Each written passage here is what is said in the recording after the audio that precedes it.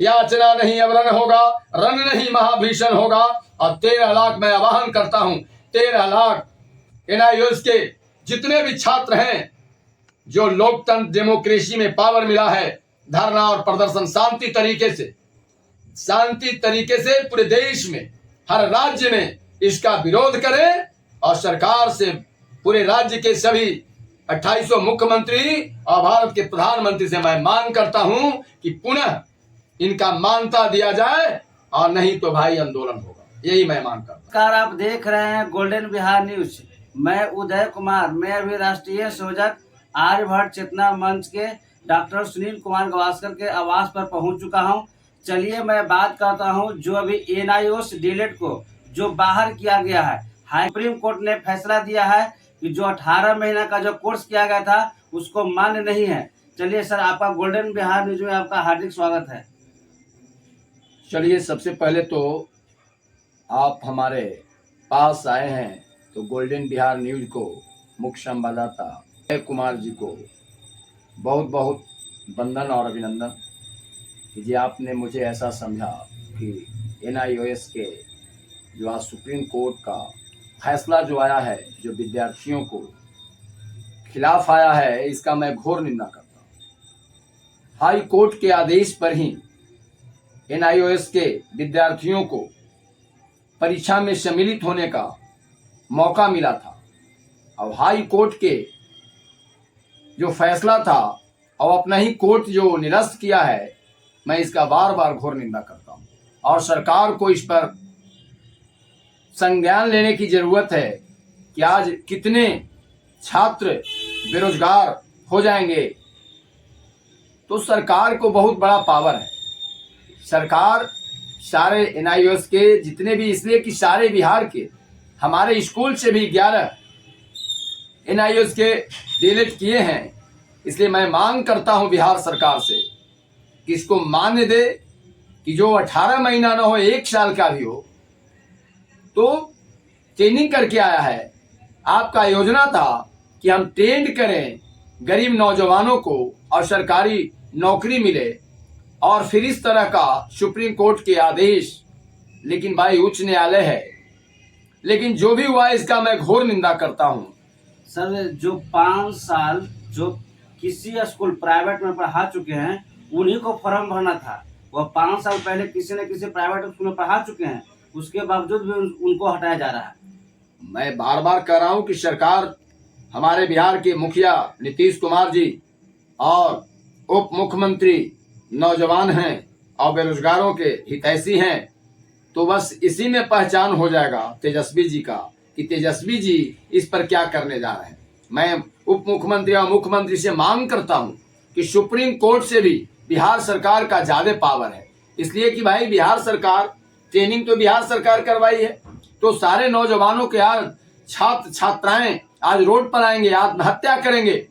इसलिए मैं मांग करता हूं बिहार के मुख्यमंत्री और उप मुख्यमंत्री से कि फिर से नया कानून बना करके, और जितने भी हैं NIOS से डीएलएड जो किए हैं, इनका मान्यता दिया जाए। यही मेरा मांग है। इसलिए कि मैं भी किया हूं, और 11 मेरे स्कूल लिटिल फ्लावर कॉन्वेंट से 11 डीएलएड किए हैं, तो मैं इसका विरोध कैसे कर सकता हूं। और इस समय भी हम लोग आंदोलन किए थे पूरे बिहार में, जितने भी डीएलएड पास हुए थे विद्यार्थी, कि भाई इसका मान्यता दिया जाए कि सरकारी स्कूल में जैसे प्राइवेट स्कूल के जो भी ट्रेनिंग ले रहे हैं, सर्टिफिकेट बिक रहा है।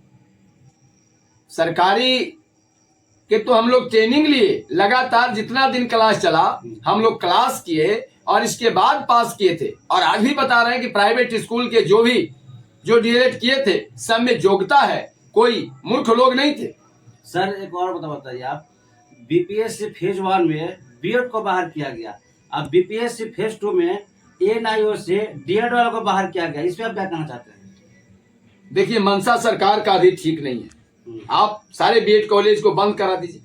जब बीएड को मान्यता नहीं दे रहे हैं तो सारे बीएड कॉलेज को बंद करा दें। इसलिए कि मान्यता तो आप देते हैं, सही बात, बिना आपकी मंजूरी से कोई भी बीएड कॉलेज नहीं खुलेगा। आज इतने विद्यार्थी 2-2 लाख रुपया देके, 3-3 लाख रुपया देके मनमानता बीएड वाले परीक्षा शुल्क लेते हैं, और 3-3 लाख रुपया देकर वे बेरोजगार है। ये बताइए, इसमें कितनी लड़कियां आत्महत्या कर ली, कितने छात्र आत्महत्या कर रहे हैं। सरकार को मंशा ठीक नहीं है, इसका मैं भी घोर निंदा करता हूँ कि सभी को लेना चाहिए। कोई भी परीक्षा में जब मेरिट है तो ऐसा न करना चाहिए कि जो बीएड है इनको प्राथमिक विद्यालय में नहीं देंगे और अच्छा रहेगा। उच्च शिक्षा लेकर के एमएड करके गया है, बीएड करके गया है, तो प्राथमिक स्कूल में भी जाएंगे हमारे टीचर अच्छे तो और अच्छे पढ़ाएंगे। इसमें ऐसा नहीं करना चाहिए था कि बीएड वालों को हम प्राथमिक स्कूल में नहीं रखेंगे। मैं इसका भी निंदा करता हूँ। सर, जो एएनआईओ से डिलीट किए थे वह काफी गरीब घर से आते थे, अब उनको पर क्या हो रहा होगा, क्या बीत रहा होगा, इसके बारे में सर। इनके घर में भोजन नहीं बन रहा होगा। ठीक है कि हम नौकरी के लिए नहीं किए थे, हम स्कूल चलाते हैं, हम पति और पत्नी दोनों पास किए थे, लेकिन हम किए थे स्कूल चलाने के लिए। लेकिन प्राइवेट स्कूल 500 रुपया से लेके 1000 तक, 2000 तक, 2500 तक की महंगाई में लड़कियां लड़के नौकरी कर रहे हैं। और इसी आस पर कि हमने भगवान कुछ दिया, एनआईओएस जो ट्रेनिंग के लिए करवाया गया और सभी में मैंने इतना खुशी मिला था कि अब हम शिक्षक हो जाएंगे, ओरिजिनल शिक्षक हो जाएंगे और हमें भी 30 से 40 हजार रुपया मिलेगा। और इसका आज बीपीएससी भी पास कर गए हैं, इनका भी नौकरी नहीं मिलेगा तो आत्महत्या करेंगे। काफी घरों में मायूसी है, भोजन नहीं बन रहा है। सर, जो फेज बीपीएससी फेज 1 में बीपीएससी पास कर चुके हैं, वो एएनआईओ से डीएड किए होते हैं, उनके लिए आप क्या कहना चाहते हैं? भाई हम तो यही कहना चाहते हैं कि सरकार, जो कि नई न्यायालय भारत का जो संविधान है जो सबसे बड़ा है, और मैं न्यायालय को मैं जानता हूं, लेकिन न्यायालय का भी जो आया है विद्यार्थियों के लिए, जो न्यायालय हर हमेशा न्याय सही में मिलता था, लेकिन अब जो न्याय दिया है सही न्याय नहीं है विद्यार्थियों को। 2017 में एएनआईओ का फॉर्म भरवाया गया था डीएड विद्यार्थियों को, वो 2019 में पास किए थे। 4 साल बीत चुका, 2023 आ गया, 4 साल से सुप्रीम कोर्ट कहाँ थी? अरे सुप्रीम कोर्ट बता रहे हैं, हाई कोर्ट को इनका निरस्त नहीं करना चाहिए था। बिहार सरकार तो निरस्त कर दिया था कि हम भाई ट्रेनिंग कराए हैं प्राइवेट स्कूल में पढ़ाने के लिए और आपको हम सरकारी स्कूल में नहीं भेजेंगे। लेकिन हम लोग आंदोलन किए, 13 लाख लोग एनआईएस से विद्यार्थी पास किए और बिहार में आंदोलन हुआ। और ये आंदोलन का नतीजा हुआ कि सरकार तो नहीं मानी, लेकिन कोर्ट आदेश दिया कि नहीं, इनका मानता है और इस सरकारी स्कूल में पढ़ाएंगे और जो भी कंपटीशन होगा इनका मानता कोर्ट ने दिलाया। और फिर यही अपना पावर को दुरुपयोग किया है सुप्रीम कोर्ट ने, इसका मैं घोर निंदा करता हूँ। सर, सीबीएसई बोर्ड के अनुसार सीबीएसई स्कूल में जो शिक्षक बीएड या डीएड किए हैं वही पढ़ा सकते हैं, लेकिन जो सुप्रीम कोर्ट का आदेश आया कि जो एनआईओ से डीएड किए अभ्यर्थी को बाहर कर दिया गया, अब सर उनके लिए आप क्या कहना चाहते हैं? अरे भाई, हम तो अब ऐसा लग रहा है आंध्र नगरी चौपट राजा, टकेसर खाजा टकेसर भाजी। जब सुप्रीम कोर्ट में सारे ईमानदार जज जाते हैं और अपने आदेश को निरस्त कर रहे हैं, और एक तरफ देश में प्राइवेट स्कूल सरकारी स्कूल से ज्यादा है, और सरकार का आदेश था कि सभी सीबीएसई मान्यता प्राप्त, चाहे जो भी हम लोग को सरकार से रजिस्टर्ड स्कूल है बिहार सरकार से, सभी स्कूलों में जो डीएलएड पास होंगे, चाहे सरकारी चाहे एनआईओएस से, वही लोग पढ़ाएंगे। तो अब तो ये सारे अयोग्य हो गए सुप्रीम कोर्ट के आदेश। तो बिहार सरकार अब तो भाई प्राइवेट स्कूल में जांच नहीं करेंगे, अब तो आप कौन को पढ़ाने के लिए देंगे।